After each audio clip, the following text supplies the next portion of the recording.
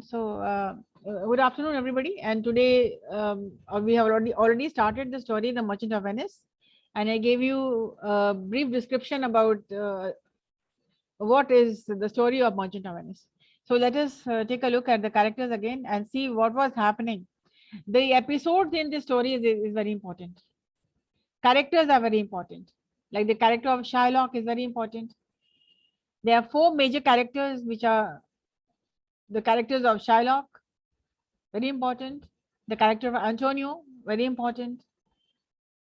The characters Bassanio and Portia also are very important. So you need to know the characters. So this is a fight against Christians and Jewish people. And this is a story of revenge.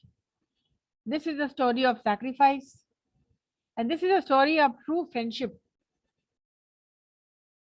This is also a story of sacrifice in love. And this is a story of very wise woman.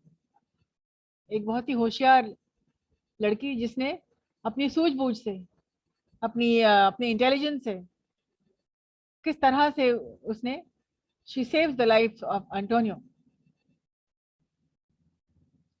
So let us go back and see the PowerPoint because when you see pictures you understand better. Okay.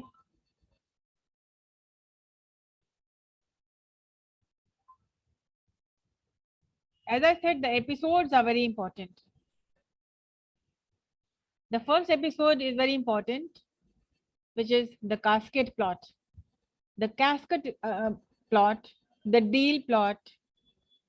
So you have to put a red mark on it.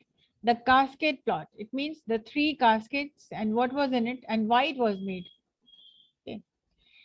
So you have to in your exams maybe we will have to describe what happened in the casket episode.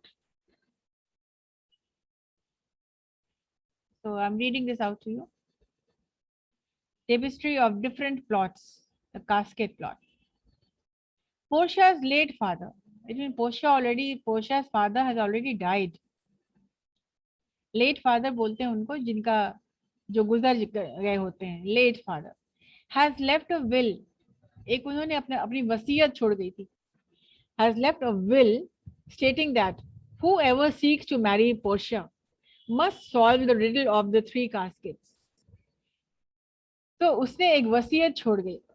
एक छोड़ के वो गए और उनके will में ये था कि जो भी शादी करना चाहता है पोर्शिया से, whoever seeks to marry Portia must solve the riddle of the three caskets. तो जिसे भी पोर्शिया से शादी करनी है उसे तीन कास्केट की जो पहेली है उसको सुलझाना पड़ेगा. 1 gold, 1 silver and 1 lead, each with an inscription. और ये तीनों में एक एक इंस्क्रिप्शन था, एक एक नोट लिखा हुआ था. If a suitor fails in the attempt, he must remain a bachelor the rest of his life. It means अगर तुमने गलत कास्केट को चूज किया तो तुम्हें आजीवन बैचलर रहना है, कंवारा रहना है जिंदगी भर के लिए. अगर ये शर्त मंजूर है तब तुम आगे आकर के कास्केट को चूज कर सको. तो एक में तो लेड था जिसमें पोर्शिया का फोटोग्राफ था और एक में गोल्ड में लिखा हुआ था कि तुम्हें वही चाहिए जो कि आमतौर पे मर्दों को चाहिए, पैसा. और जिसमें सिल्वर था उसमें लिखा हुआ था, सिल्वर कास्केट में लिखा हुआ था कि तुमको जितना तुम जो डिजर्व करते हो वो तुमको उतना ही मिलेगा. इट मीन्स तुम पोर्शिया को डिजर्व तो नहीं करते. और उसके अंदर एक इडियट का फोटो बना हुआ था. मतलब कहने का अनुसार था ये प्रिंस ऑफ एरागॉन. तो ये प्रिंस ऑफ मोरक्को था. नाम आप याद रखिएगा, remember the names. The Prince of Morocco chose the gold casket and so he was rejected. The Prince of Aragon also rejected and it उसमें लिखा the box says that सही सुना था. Yeah. Hello. कुछ कह रहे हो? No, ma'am. Prince of Aragon, वो भी गलत, जब सब चले गए थे तो there were only 3 men and 3 caskets. जब सारे सूटर्स चले गए, जब सारे लोग गलत चूज कर रहे थे, देखिए सबने देखा कि लेड में क्या रखा हुआ है, तो सबने जो चमकीले कैस्केट थे उसको टच कर रहा था और सब रिजेक्ट हो रहे थे, जितने भी लोग आए कभी स्वयंवर में जितने भी लोग आए तो सब गोल्ड या सिल्वर, गोल्ड या सिल्वर, इस पर तो कोई किसी का ध्यान भी नहीं जा रहा था। तो जब लास्ट 3 बचे थे तब उन दोनों ने भी यही किया, जैसे प्रिंस ऑफ मोरक्को ने गोल्ड चूज किया और प्रिंस ऑफ एरागॉन ने सिल्वर चूज किया, और बचा तो एक ही कैस्केट, तो बसानियो तो उसको छूने वाला था नहीं। And what happened, but Portia hinted, Portia ने उसको हिंट कर दिया कि तुम जाओ मत, तुम रुको, यू स्टे, और हिंट काफी था, और उसने लेड वाले कैस्केट पे हाथ रख दिया और उसी वक्त उन लोगों की शादी फिक्स हो गई। तो ये था कास्केट एपिसोड, जो कि यू हैव टू एक्सप्लेन कि किसने बनाया था ये प्लान, क्यों बनाया था ये प्लान, और इस प्लान के तहत क्या क्या शर्तें थी। तो what were the rules and regulations and what was the riddle, पहेली क्या थी, और प्लान क्या था उनका, और किनसे वो शादी, किनसे पोर्शिया शादी कर पाएगी। तो वही जिसने लेड को चूज करना था उसी से उसकी शादी फिक्स हो गई। सो बसानियो was the one person who was so Bassanio was one person who chose the right casket. Did you understand this? The Yes, casket, ma'am. the casket episode is Yes, very ma'am. important. This is very the casket Yes, ma'am. episode. Okay, Yes, in which you will have to answer 3 questions. What was the plan? Who made the plan? Why the plan was made? And what happened in the casket episode? You have to name Prince of Morocco, Prince of Aragon, and Bassanio. And finally, Portia was married to Bassanio because he chose the right casket. Did you understand this? So Yes, this was ma'am. Yes, this was the casket episode. Let us move further.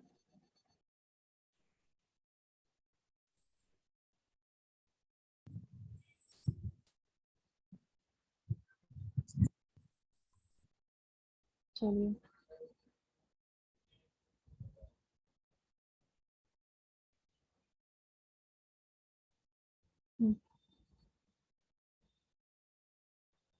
so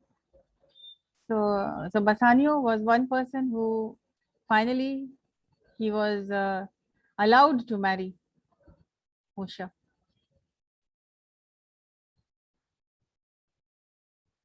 Okay. The court scene.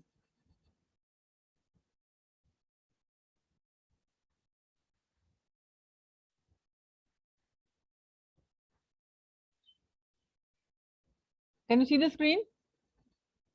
Yes, ma'am. Okay. Yes, ma'am. Yes, ma'am.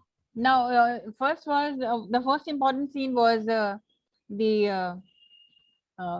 casket episode, and the next important scene is the court scene.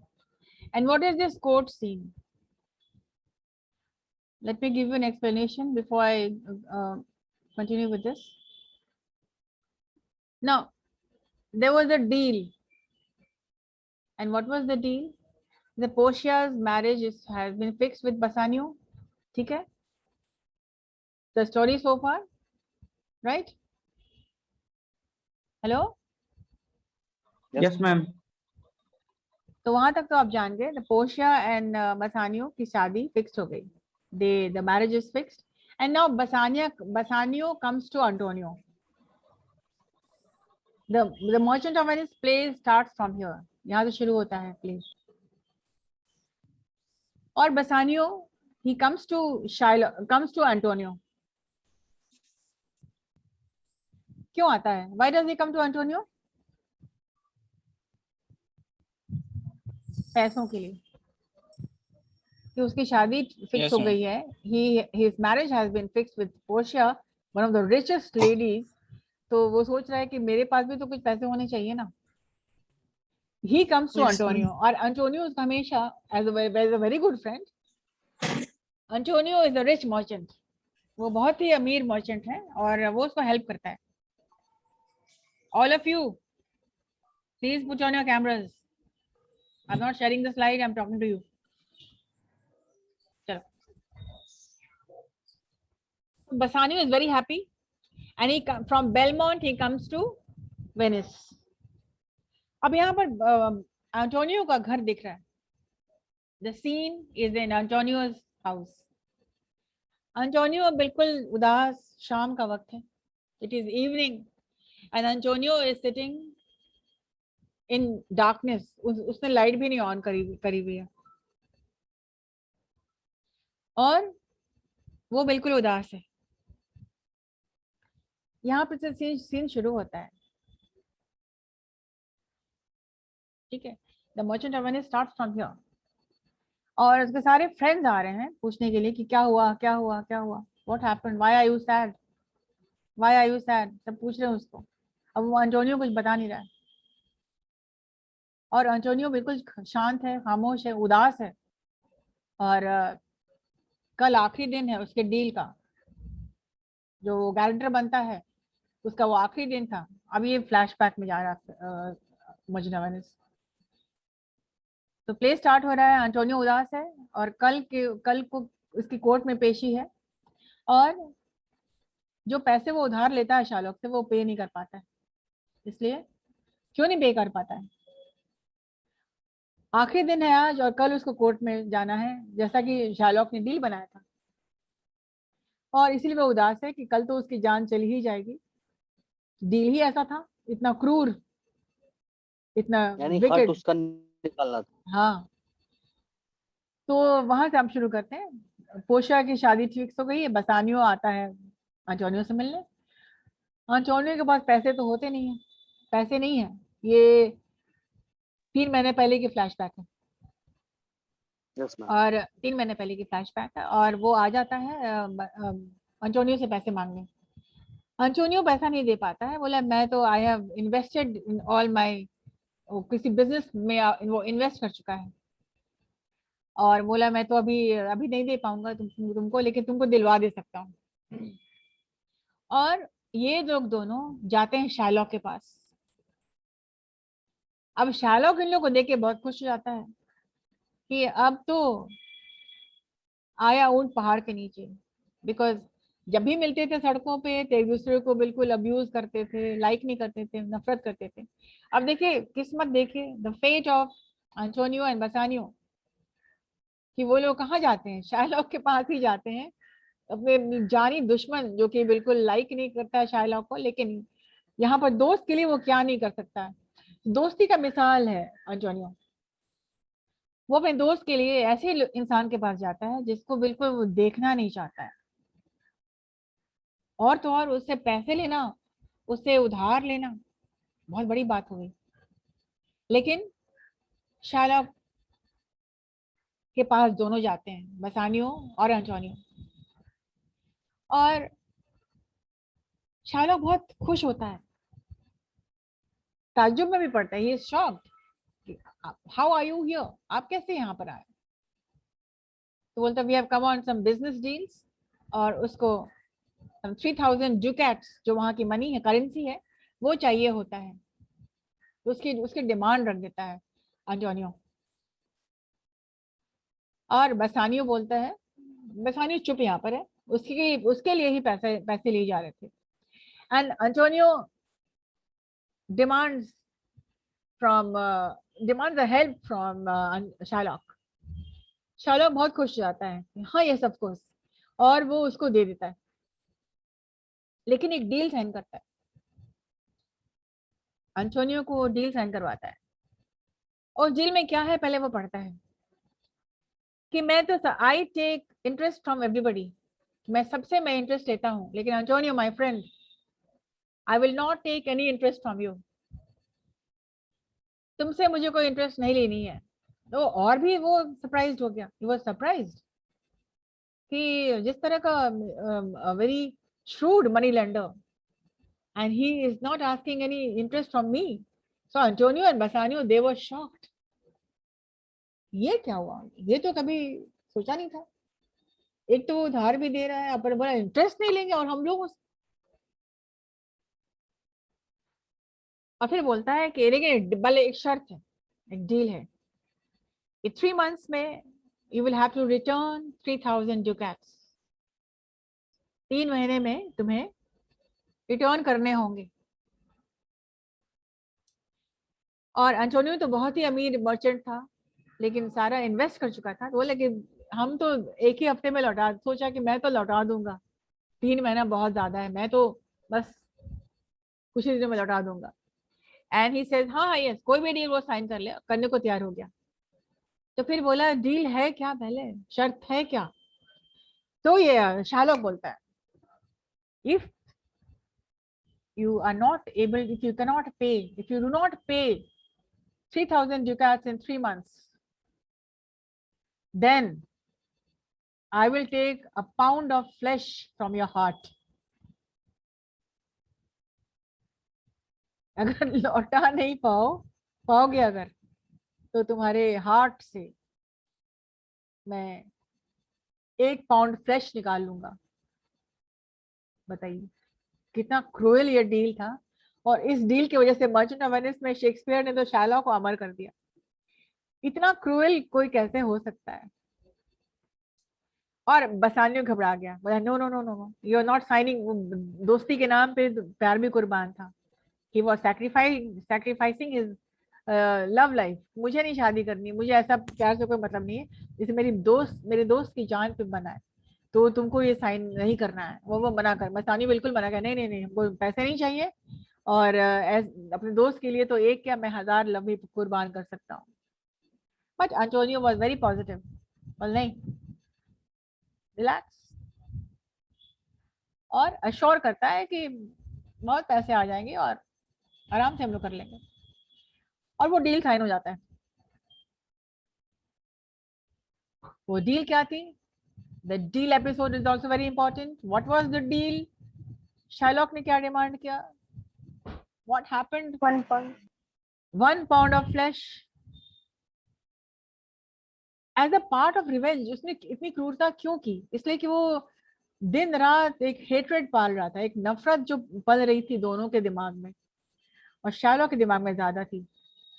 और उसको लगा इससे अच्छा मौका तो मिलेगा नहीं, he will never find a better opportunity, so this is the opportunity where I can take my revenge। मैं अपना बदला ले सकता हूँ। वो बदला क्या था? जब भी वेनिस के सड़कों पे मिलते थे एंटोनियो, बसानियो, लोरेंजो, ग्राशियानो, जितने भी आयानो वायानो जितने भी लोग मिलते थे, सारे के सारे क्रिश्चियन, सारे के सारे ने धज्जी उड़ा रखी थी इज्जत की शार्लॉक की। तो अभी इसको मौका मिल रहा था कि now is the time, I will take revenge. और वो डील साइन हो जाता। The deal is finally signed. और अब शाम है, जो हमने आपको बताया एपिसोड। शार्लॉक बैठा हुआ है अंधेरे में, शाम हो गई है, उसने लाइट्स भी ऑफ नहीं किया है। दोस्त आ रहे हैं, पूछ रहे हैं एंटोनियो से व्हाट हैपेंड, क्या हुआ, आर यू इन लव? यहाँ तक भी लोग पूछ रहे हैं कि तुमको जरूर किसी से प्यार हुआ, you must have fallen in love, तुम इस तरह से तुम कैसे बिहेव कर रहे हो? अब एंटोनियो कुछ नहीं बोल रहा है। और फिर उसने एक चिट्ठी लिखती है, उसने चिट्ठी लिखा है फिर उसने एंटोनियो को, बसानियो को, जो कि पूरी मस्ती में चूर है, अपना जोश में अपना होश भी खो बैठा है, उसको शादी हो रही है, the prettiest girl in the world, the richest girl in the world, he is very happy। और वहीं पे एक चिट्ठी आती है, एंटोनियो एक चिट्ठी भेजता है बसानियो को कि कल कोर्ट में पेश होना है, और आज ये आखिरी दिन, शाम हो चुकी है, और मेरा जितना भी मेरा सामान जो आ रहा था, वो सारे के सारे मेरे शिप हैं वो जो डूब चुके हैं, and I am not able to pay. हम लोग वो शर्त हार गए हैं, और कल, मतलब आज का दिन मेरा ये आखिरी शाम है, और कल तो वो 1 pound flesh as per the deal वो तो निकाल ही लेगा। तो भाई my friend, this is my last letter to you. और वो सब कुछ छोड़ छाड़ करके अपना एंगेजमेंट, अपनी शादी वादी जो भी तैयारी हो रही थी, सब छोड़ छाड़ के वो भाग आता है वहां से, आ जाता है वेनिस अंटोनियो से मिलने। यहाँ की बात होती है कोर्ट सीन। अब Shylock comes to, he is very happy, वो तो चाहता ही था, ही वाज वांटिंग दिस, कि वो पे नहीं कर पाए, and I will kill him in the court as per the deal. And Bassanio leaves Portia, और वो लेटर मिलते ही भाग आता है, वो अंटोनियो के पास वापस आता है, और वहां से वो सीधे मिलते हैं वो लोग कोर्ट में। बहुत उदास है, कोर्ट सीन है, अंटोनियो है, उसके सारे दोस्त हैं, सबके चेहरे पे एक बहुत गहरी उदासी है। दे आर ऑल स्कैर्ड कि हम लोग अपने आंख के सामने we will be seeing Shylock doing such a heinous crime, इतनी क्रूरता से, इतनी कोल्ड ब्लडेड मर्डर, और जो कि ऑलरेडी डील साइन किया हुआ है, तो कोई मना भी नहीं करेगा, ना जज मना करेंगे, कोई नहीं मना, तो डील में है तो करना ही करना। सो सब पहुंचते हैं कोर्ट में। पोर्शिया उधर देखिए, जब उसका जब बसानियो चला जाता है, तो Portia is known for her intelligence, beauty तो था ही उसके पास इंटेलिजेंस भी था, और उसने एक युक्ति बनाई, शी प्लान्ड। वो सोचे कि हम हमारी शादी के लिए, for our marriage, Antonio has risked his life, तो मेरा क्या कर्तव्य बनता है, what is my duty towards him, I will try my best to save him. और वो सोचती है कि मैं कोशिश करूंगी, मैं बचा लूंगी एंटोनियो को। और उसके कजिन थे जो कि एक वकील, तो उसका वो ड्रेस मंगाती है, और एक मर्द के भेष में, एज अ मैन लॉयर बनती है वो, एक चिट्ठी लिखवाती है इसके लिए, ऑर्डर लिखाती है, ऑर्डर के लिए कि because I will be fighting the case against Sherlock. और वो और नेरिसा, अब नेरिसा कहाँ पीछे रहने वाली थी, तो जब पोर्शिया बन जाती है लॉयर, तो नेरिसा बन जाती है लॉयर की क्लर्क, और ये दोनों मेल मेंबर बन करके कोर्ट में आ जाते हैं, और किसी ने उसे पहचाना नहीं, नोबडी रिकॉग्नाइजेज हर, किसी ने नहीं जाना कि ये पोर्शिया है और ये नेरिसा है। और वहां लोग एज अ लॉयर पहुंचते हैं, एज अ क्लर्क पहुंचते हैं, और अपनी बुद्धि से और अपनी काबिलियत से पोर्शिया सेव कर लेती है, शी सेव्स एंटोनियो। ये कह करके कोर्ट में ट्रायल जैसे ही शुरू होता है, the trial episode is also very important. जब ट्रायल शुरू होता है, तो जो ड्यूक है, जो जज है, वो कहते हैं क्योंकि Shylock, as per the deal, since Antonio has lost the deal, so you can go ahead with whatever you want. और शार्लॉक क्या करता है, वो तो पहले से ही प्रिपेयर्ड आया था, वो अपना चाकू निकाल कर, he takes out his knife and he proceeds towards Antonio। और एंटोनियो बिल्कुल देखता है कि तुम लोग तो मतलब कुछ कर नहीं रहे हो, और बसानियो देख रहा है कि ये कैसा लॉयर है, लॉयर तो कुछ ऐसे बस खड़ा है, कुछ बोल ही नहीं रहा, ये क्या बचाएगा, तो कुछ बोल ही नहीं रहा, सब शांत है, एकदम पिन ड्रॉप साइलेंस कोर्ट में है। शार्लॉक मुस्कुराते हुए आगे बढ़ता है, और जैसे ही वो टच करता है नाइफ से एंटोनियो को, तो खूब जोर से चिल्लाती है Antonio, Portia as a lawyer, stop. अब उसकी जो इतना डिमांडिंग उसका स्टॉप था, फिर कहती है stop, you had asked for only 1 pound of flesh, remember, you had not asked for drop of blood, so please take care that Antonio does not lose even 1 single drop of blood। ठीक है, तुम काटो ना अपना, 1 pound flash काट लो, ध्यान रहे, एक कतरा खून का भी जमीन पे गिरना नहीं चाहिए। अब इतना सुनना था। शार्लॉक का हाथ कांपने लगा और उसका चाकू नीचे गिर गया। और पोर्शिया, कोर्ट सीन में और भी बहुत कुछ बात होती है और जो आपको नेक्स्ट डे आपको हम बताएंगे। और समरी यही है कि कोर्ट सीन में पोर्शिया की बुद्धिमानी से उसकी जान, अंटोनियो की जान बच जाती है। Did you understand this? Yes. Yes, sir. Yes, ma'am. तो आप में से बहुत लोग कहानी जानते हैं पहले से, है कि नहीं? Yes, ma'am, Yes, cartoon sir. देखे थे इस पे। हाँ, तो देखने से समझ में भी आ जाता है। और यही है कि कंपाइल करना होता है। बहुत इतने सारे एपिसोड और प्लॉट थे मर्चेंट ऑफ वेनिस में ना। कहानी आप समझ गए, कहानी क्या थी वो भी जान गए, डील क्या था, कोर्ट सीन क्या है, वो इंसान बच भी जाता है। तो दिस इज द स्टोरी। लेकिन इसको कंपाइल करना है, इसको समझना है, इसको होशियारी से इसको लिखना भी होगा आपको। और समराइज करके आप समझिएगा, अलग अलग तोड़ के समझिएगा, एपिसोड समझिएगा, then you will understand better. In the next class, we will see what is the what happened in the court scene. वो तो हमने आपको बता ही दिया. We will read what happened in the court scene, and उसके बाद ring episode था. That is very interesting. Ring episode क्या है? और ये फाइनली मतलब ऑलमोस्ट खत्म हो चुका है ये प्ले, और बस एक ही था जिसकी जान बच गई, दैट वाज द एंड। एक एपिसोड बाकी रहता है, रिंग एपिसोड, वो भी आप समझ जाएंगे। और उसके बाद आप क्वेश्चन आंसर लिखना शुरू कर दीजिएगा। ये कंटेंट आपके पास अगर नहीं है, if you do not have this content, I am going to share this PPT with you. Okay? Yes, sir.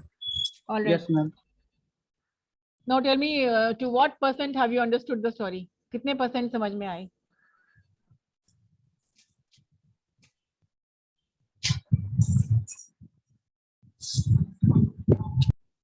Yes, Swati Gupta. Almost, ma'am, done. जितना आपने खाया. Okay. Yes, sir. Look, with the help of PowerPoint presentations, you can understand better because you're looking at pictures and you are imagining what is what. All right, that's it for today.